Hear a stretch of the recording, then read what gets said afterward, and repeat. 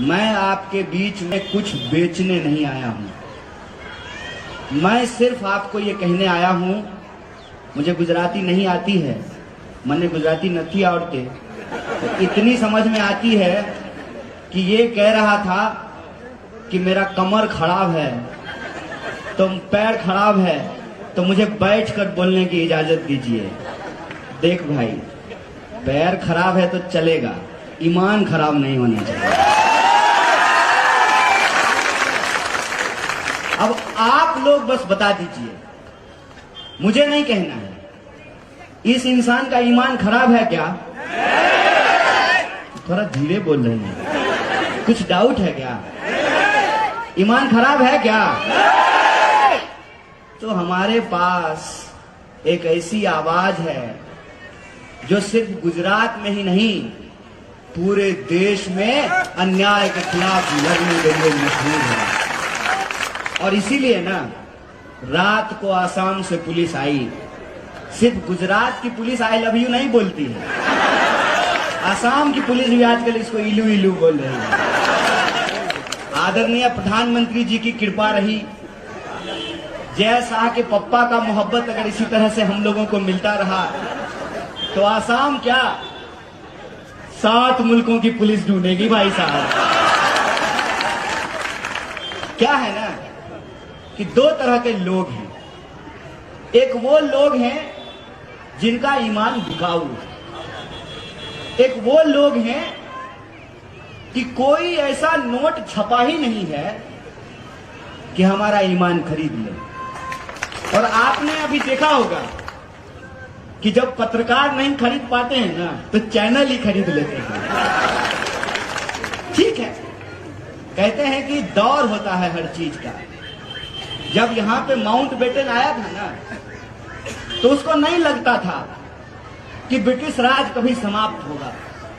जब Lord Curzon आया था, तमाम जब अंग्रेज के अफसर आए थे, घोड़े पे चलते थे ना, तो उनको अंदाजा नहीं था कि नंगे पांव चलने वाले लोग, खाली बदन अपने खेतों में खून पसीना बहाने वाले लोग किसी दिन उससे डरना बंद कर देंगे और उनके टैंक के सामने खड़ा होकर के कहेंगे, अंग्रेजों भारत छोड़ो, हमको स्वराज चाहिए।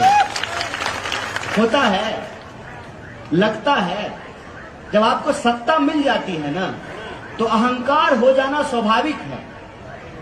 और सत्ता का अहंकार देखिए कि चुनाव अभी हुआ भी नहीं है, अभी एक ही फेज का चुनाव हुआ है, दूसरे फेज का चुनाव 5 तारीख को होगा, लेकिन टीवी स्टूडियो में सरकार बन गई है। जय शाह का पप्पा जो है, घूम घूम करके मंत्रिमंडल बांट रहा है। जिस भी एमएलए के प्रचार में जाता है, कहता है, गुजरात के मेरे भाइयों बहनों, इसको एमएलए बना दीजिए, हम इसको मंत्री बना देंगे। अरे पहले सरकार तो बना लो भाई, फिर न मंत्री बनाओगे। इसको कहते हैं सत्ता का घमंड, क्योंकि उनको ये लगता है कि इंसान अपनी सारी समस्याओं को भूल जाएगा। रोजी का सवाल, रोटी का सवाल, शिक्षा का सवाल, बीमारी का सवाल, सड़क का सवाल, सब सवाल भूल जाएगा। अगर इंसान को उसकी भावना भड़का करके, उसके मन में नफरत पैदा करके, उसके मन में डर पैदा करके अगर इंसान को आपस में लड़ा दिया जाए, तो लोग रोजी रोटी का सवाल भूल जाएंगे। ऐसा काम हो रहा है, ऐसा काम पिछले 27 साल से हो रहा है। इसीलिए तो चुनाव 2022 में हो रहा है और गाना 2002 का बजा रहा है।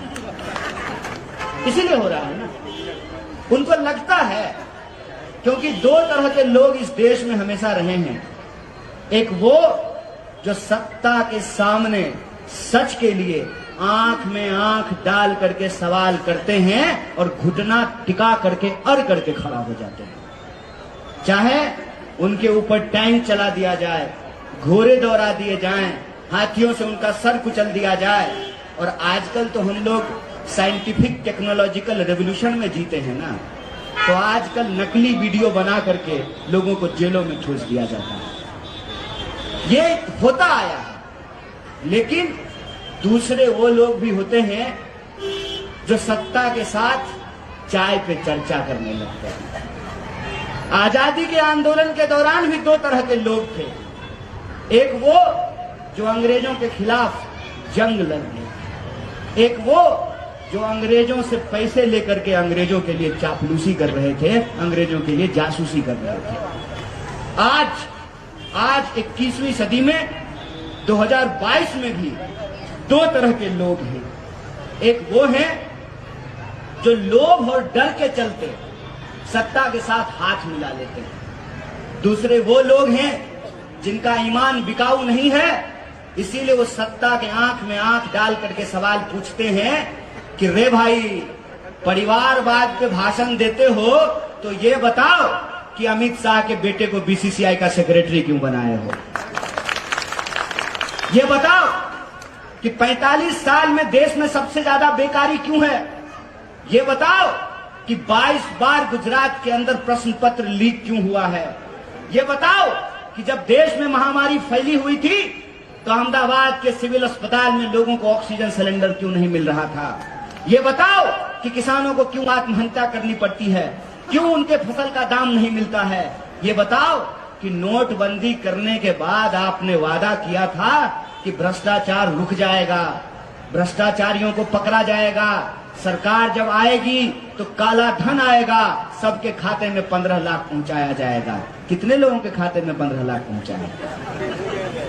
भाजपा का लोग आपसे वोट मांगने के लिए आए तो उसको बुलाइए, आ जाओ बैठो, थोड़ा हम भी चाय पे चर्चा कर लेते हैं। उसको कहिए कि हमारे खाते में 15 लाख रुपया नहीं आया है, तुम्हारे खाते में अगर 15 लाख आया है तो हम तुमको वोट देने के लिए तैयार हैं। खाओ मां का कसम और बताओ कि 15 लाख आया है कि नहीं आया।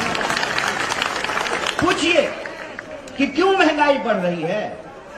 एक मैडम है स्मृति ईरानी, मैं चाहता हूं कि बुरा दिन फिर से आ जाए, 400 रुपए में सिलेंडर मिलने लगे और सिलेंडर लेकर के स्मृति ईरानी अहमदाबाद की सड़कों पे प्रदर्शन करना शुरू कर दें।